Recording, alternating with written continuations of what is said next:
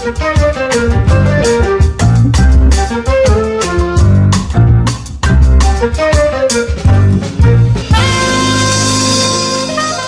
bem? Olá, Cassie, tudo bem? Tudo bem.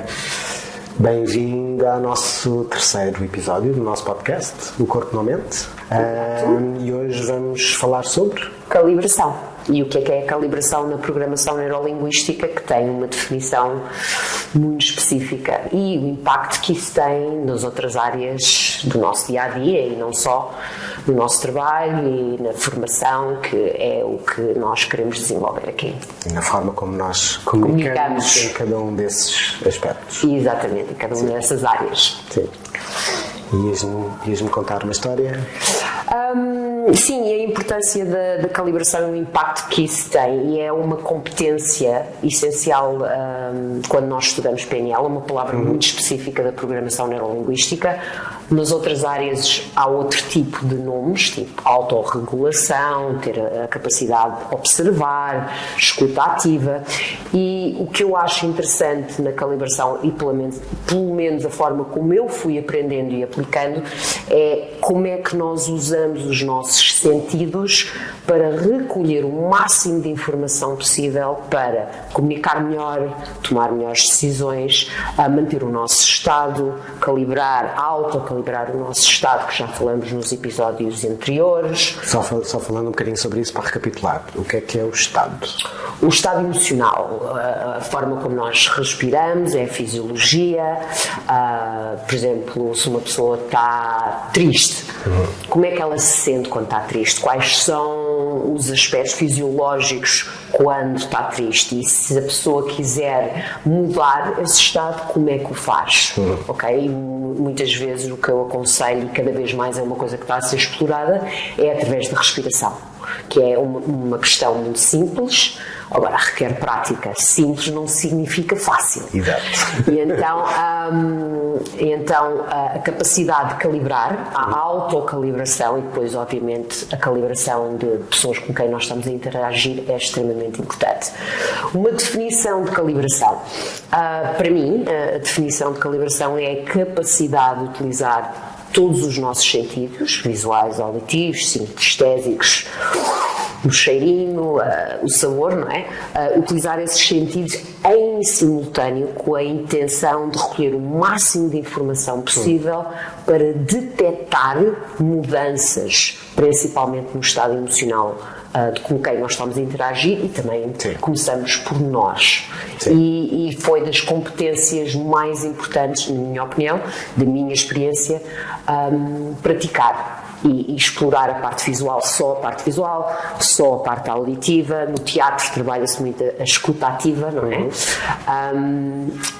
E depois, como é que quando nós estamos a observar e estamos a ouvir, o que é que sentimos fisicamente, o tal aperto na garganta, o aumento da respiração, a frequência cardíaca, a transpiração nas mãos, e então termos a noção disso ajuda a mudar, se for a decisão de mudar, porque às vezes não é o convite que o corpo nos está a fazer. Claro.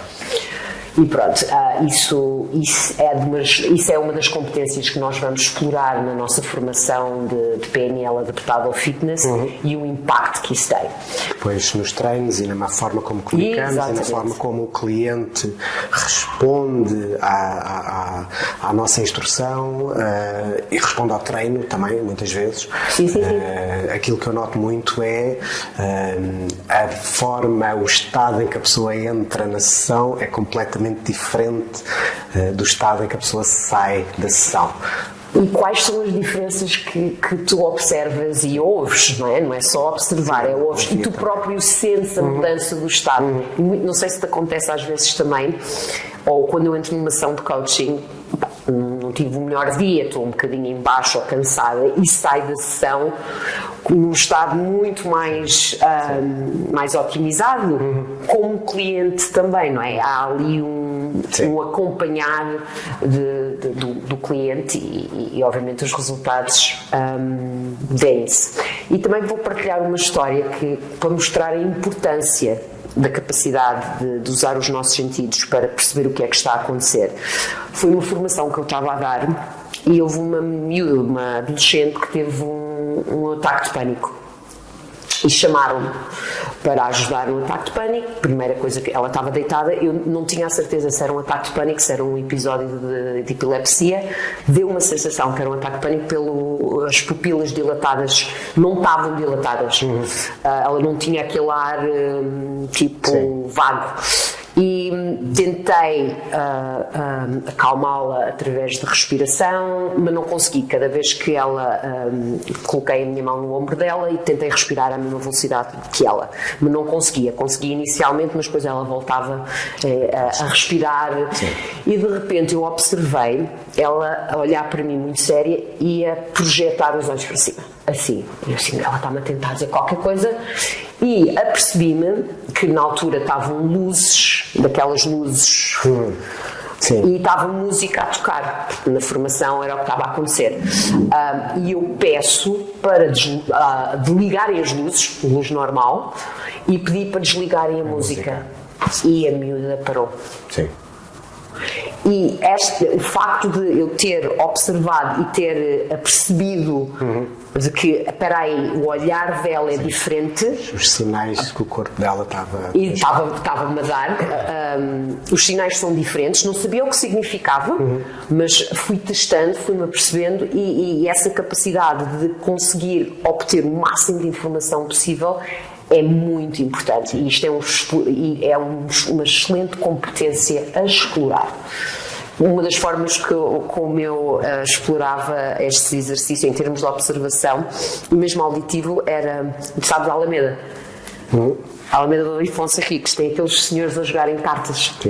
Uau, horas sentadas só a observar, desde a forma como eles tinham as pernas cruzadas, a forma como batiam na mesa com a carta, o olhar a tentar disfarçar do oposto, não é? Mas muito engraçado ver as pernas cruzadas por baixo da mesa, que nem sempre estavam em ligação com o parceiro, mas sim com o adversário.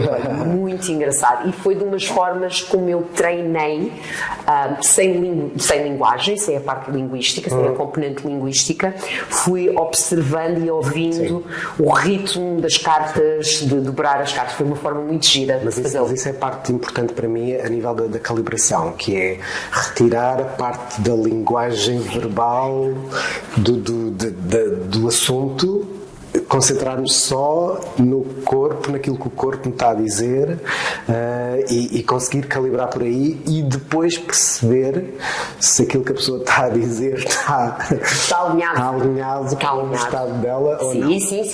Sim. Aliás, é aí muitas vezes tu percebes que há aquela parte que dizem eu sei se a pessoa está a mentir ou não. Eu pessoalmente não vou por aí, mas é esse alinhamento. Se aquilo que diz está a corresponder com aquilo que a pessoa está a transmitir. Outra forma de treinar giríssima é desligar a televisão, ouvir os políticos a falar só um comportamento. Só tu praticamente consegues adivinhar o que vai ali na diferença dos partidos. E então isso também é uma outra forma muito interessante de praticar a calibração. Então, a nível de calibração, olhar para o corpo, ouvir e sentir. Sim. Portanto, usar o máximo de sentidos possível. Portanto, é mais fácil treinar isso separadamente ou tudo em conjunto? Eu aconselho a começar em termos individuais, começar com visual, a parte auditiva, a parte visual, a parte sinestésica e depois em conjunto. E tipo, fechar os olhos e o que é que consegues só ouvir. Fechar, tapar os ouvidos, o que é que consegues ouvir, o que é que acontece, quando faz isso, o que é que acontece à parte sinestésica. E uma das coisas interessantes que eu me apercebi quando eu estive a treinar, quando retira-se um sentido, os outros aumentam, sim. Okay. E então é interessante brincar. Eu gosto, em termos iniciais, de brincar individualmente, depois trabalhar coletivamente. Sim. E é interessante que quase não precisam de falar para tu perceber perceberes pelo corpo o que é que a pessoa vai dizer. E tu pensas, não, é quase como tu já sabes, antecipas aquilo que a pessoa vai dizer. Se, obviamente, tiveres um baseline, e isso é muito importante na calibração. Há um baseline, há um ponto de comparação. Um exemplo que eu gosto de dar é, não sei se a minha avó media a temperatura de nós com os lábios, sendo a pele mais sensível na testa, e ela praticamente conseguia dizer a temperatura exata que isso é uma capacidade de calibração, né? É um termómetro. Há um baseline, que é os 36,5, 37, e depois se há mais, ela conseguia detectar não com o termómetro, mas com os lábios, com a parte mais, e por aí fora, não é? Esses exemplos muito interessantes, como antigamente não havia equipamento, e conseguia-se lá chegar à mesma, mas de outra forma, não de uma forma tão detalhada, nem específica, mas como também conseguia-se lá chegar.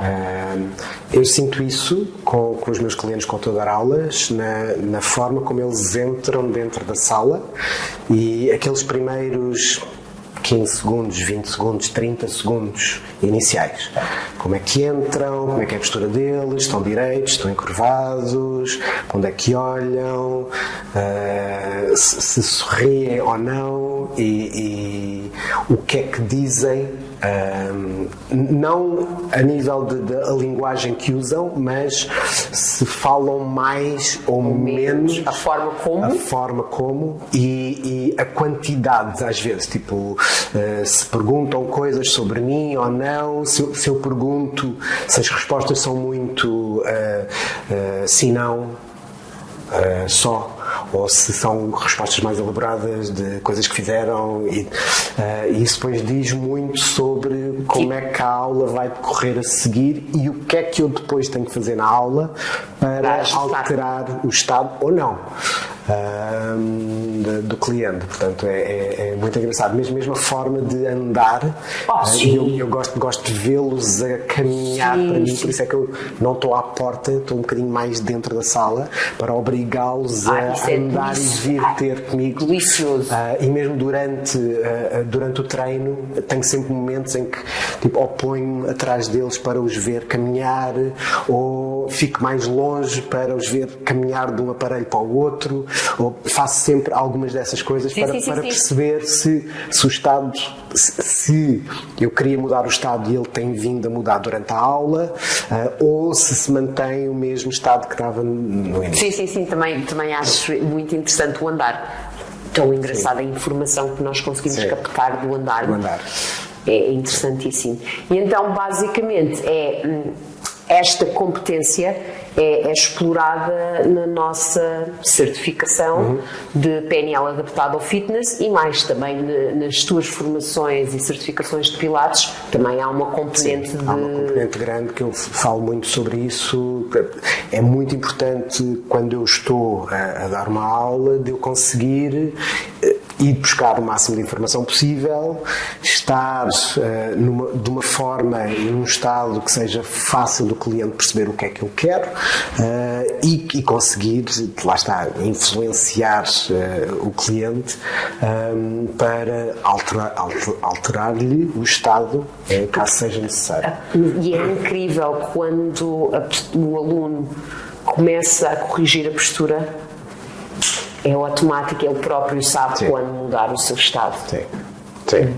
E é engraçado como o corpo, a partir do corpo conseguimos alterar o estado, ou não, a partir da mente também conseguimos alterar o nosso estado. Se tiverem algumas dúvidas sobre o que é a calibração, ou mesmo dos outros temas dos dois primeiros podcasts, o estado, a cadeia de excelência, a respiração, podem entrar em contacto connosco pelo nosso Instagram, ou pelo meu, Bruno Rodrigues Pilates, ou meu coaching.eu, ou pela Shift You.